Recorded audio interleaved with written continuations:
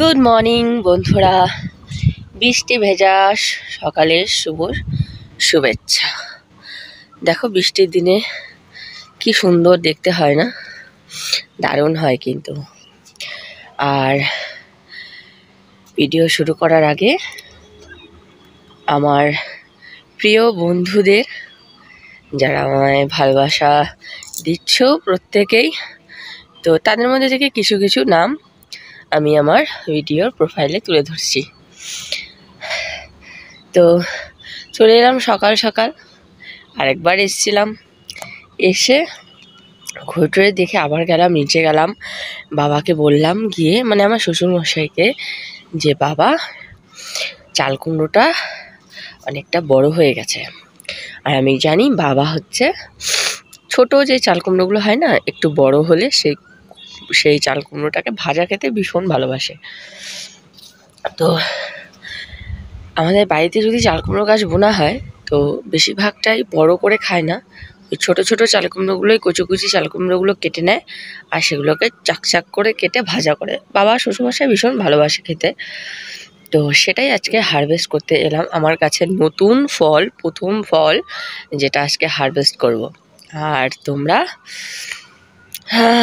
আমার এইভাবেই পাশে থেকো।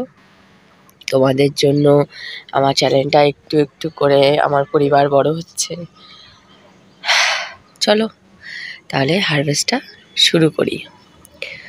দেখো, গাছে যদি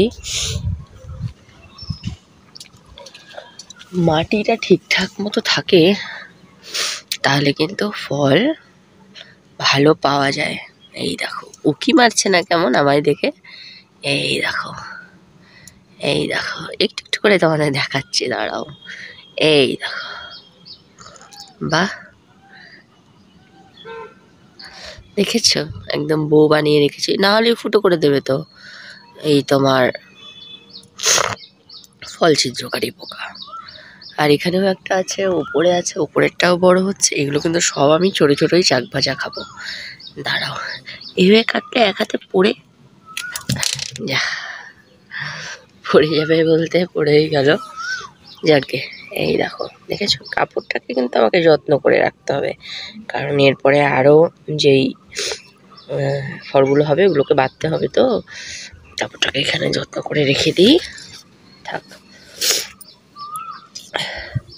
তো যেটা বলছিলাম আর কি, গাছে যদি মাটিটা ঠিকঠাক মতো থাকে না, যে মানে গাছটা শিকড়টা ছড়ানোর জন্য জায়গাটা যদি ঠিকঠাক মতো পায়, তাহলে কিন্তু আমাদের গাছ আমাদের কোনো নিরাশ করে না। তারা কিন্তু আমাদের মন ভরে ফল দেয়।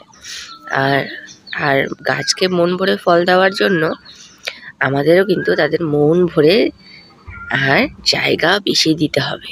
তো আমি দেখো কত বড় জায়গা দিয়েছি, তার জন্য আমাকে এত ফল দিচ্ছে। আর দুদিন পরে আবার একটা হারভেস্ট করব, তোমাদের সঙ্গে তো অবশ্যই শেয়ার করব সেটা। আর তো ফুল ফল প্রচুর অজস্র করি এসছে, তা তো করির কোনো মানে ঠিক ঠিকানা নেই, প্রচুর করি এসছে। এই দেখো এখানে একটা, এটা আমি আজকে পরাগ মিলন করে দিয়েছি। উপরে আরও দু তিনটে মানে হয়ে আছে, ফুলটা ফোটেনি এখনো, ফুটলেই পরাগ মিলন করে দেবো। তো এই দেখো, এরা কিন্তু ক্ষতি করে না, এরা বেশ মানে এই যে বড় যে মাছিগুলো না, এগুলা কিন্তু ক্ষতি করে না বেশি।